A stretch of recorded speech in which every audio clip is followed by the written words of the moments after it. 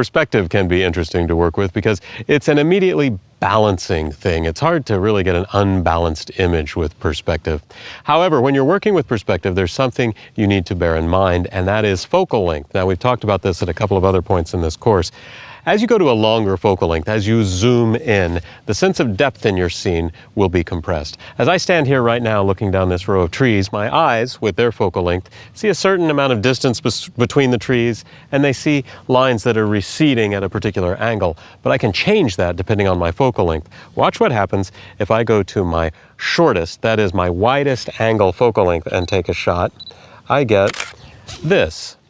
Trees are spaced really far apart now.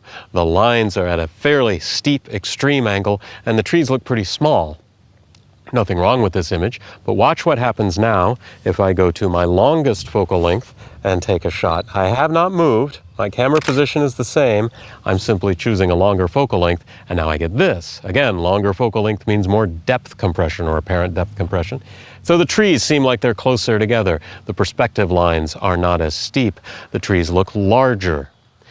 Neither of these images is necessarily right or wrong. They're just simply different, and they have a very different feel. The longer focal length with the depth compression makes for a cozier feeling. The wider angle makes for a more exaggerated, extreme lines, but smaller trees feeling. Whichever one is best or right simply depends on what you're trying to achieve, or the atmosphere or mood that you want. So when you're working with perspective, it's critical that you remember that where you stand and the corresponding focal length that you use is going to give you a very different effect.